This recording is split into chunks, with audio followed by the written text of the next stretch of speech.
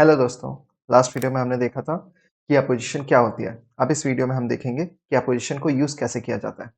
तो ये एक king and pawn versus king वाली पोजीशन है और इस पोजीशन में खास बात ये रहती है कि जब भी किंग पॉन के साइड में हो या फिर पॉन के पीछे हो और जो डिफेंडिंग साइड है उसका किंग पॉन के बिल्कुल सामने हो, तो थियोरेटिकली ये पोजीशंस ड्रॉ रहती है।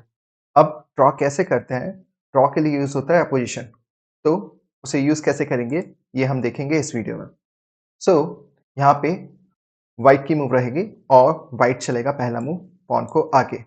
अब आपको बिल्कुल ध्यान से समझना है यहाँ पे कि जब भी इस पॉन के सामने स्पेस हो जब भी इस पॉन के सामने स्पेस हो, तो डिफेंडिंग साइड को अपना किंग उस स्पेस में ही रखना है और कहीं नहीं ले जाना है, क्योंकि यहाँ पे तो ड्रॉ हो सकता है बट आगे चल के जब चीज़ें लास्ट रैंक पे पहुँचेंगी, तो वहाँ पे काफ़ी प्रॉब्लम हो जाती है। तो आपको याद रखना है कि जब भी पॉन के सामने स्पेस हो, हमें किंग को पॉन के सामने चलना है। व्हाइट का किंग को E2 चलेगा, देन हम हम यहाँ पे चलेंगे किंग को बिल्कुल पॉन के सामने। Okay, we will not move at other side of the position. हम बस किंग को पॉन के सामने ही पीछे चल देंगे। अब अगर किंग आगे आने ट्राई करेगा, तो हम अपोजिशन यहाँ पे लेंगे किंग को उस किंग के सामने लाके। अब यहाँ पे एक और बात का ध्यान देना है कि अगर किंग साइड में F2 पे आता है, तब हमारे पास पॉन के सामने जाने के लिए स्पेस है, तो हम किंग को पॉन के सामने ले जाएंगे। हम किंग को यहाँ नहीं चलेंगे। ओके, सो यहाँ पे किंग आया F3 पे, देन आया किंग F5, फिर उसने पॉन से चेक दिया, फिर किंग वापस E5 पे आया, देन आया किंग E3 एंड देन हम किंग को कहाँ ले जाएंगे? बिल्कुल सामने पीछे। ओके, अब किंग आएगा D4 पे में भी, तो अब वो सामने आने की कोशिश कर रहा है, तो हम किंग को लेके इस साइड आएंगे।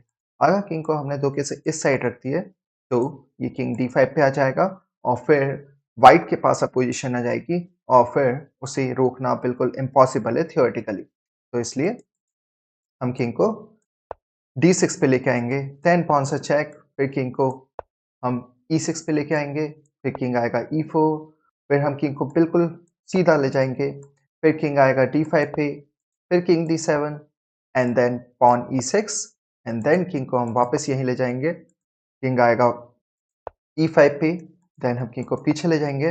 अब यहाँ व्हाइट एक ट्रिक यूज कर सकता है, व्हाइट फिर से चल सकता है किंग को F5। अगर कोई बिल्कुल ध्यान नहीं दिया होगा मैंने पीछे जो कहा था उस पे, तो वो किंग को F8 चल देगा और फिर किंग F6 आ जाएगा एंड देन किंग E8 आएगा और पॉन आगे पुश हो जाएगा और ब्लैक के पास एस्केप स्क्वायर है, तो ब्लैक यहाँ पे इस गेम को हार जाएगा।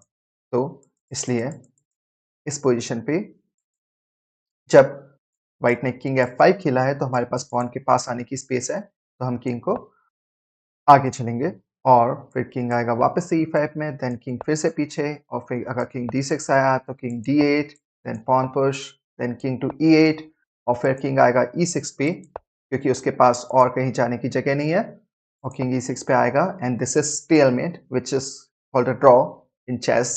और यहाँ पे हम एज अ ब्लैक गेम को ड्रॉ कर लेंगे। तो यहाँ पे मेरे पास आपके लिए एक टेस्ट है। मैं आपको एक पोजीशन देने वाला हूँ और आपको बताना है कि किंग को वहां पे कहाँ चलना चाहिए। So this is the position. अब यहाँ पे ब्लैक की मूव है और ब्लैक के पास एक ही मूव है पोजीशन को बचाने के लिए। ब्लैक के पास तीन जगह है जाने की किंग के लिए, either this, king to C8, king to E8 और किंग टू D7। तो ब्लैक को कहाँ जाना चाहिए? तो ब्लैक को किंग को लेके D7 पे जाना चाहिए। अगर ब्लैक किंग को लेके C8 पे गया, तो आएगा king to C6, then king D8, then pawn push और किंग के पास स्केप स्क्वायर है, तो व्हाइट यहाँ पे जीत जाएगा। Same goes with king to E8। यहाँ पे भी किंग आगे चलेगा, फिर किंग वापस आएगा, then pawn push and again escape square and then white wins again. इसलिए हम किंग को लेके D7 पे आएंगे, फिर किंग यहाँ आएगा and then the same story goes on and this is a draw. तो वीडियो अच्छा लगा हो तो like, share and subscribe to the channel और अपने दोस्तों को भी दिखाइएगा शेयर करके। और इसके बाद नेक्स्ट वीडियो में हम समझेंगे कि अपोज़िशन से जीता कैसे जाता है। उसको देखने के लिए आपको चैनल को सब्सक्राइब करना पड़ेगा एंड थैंक यू।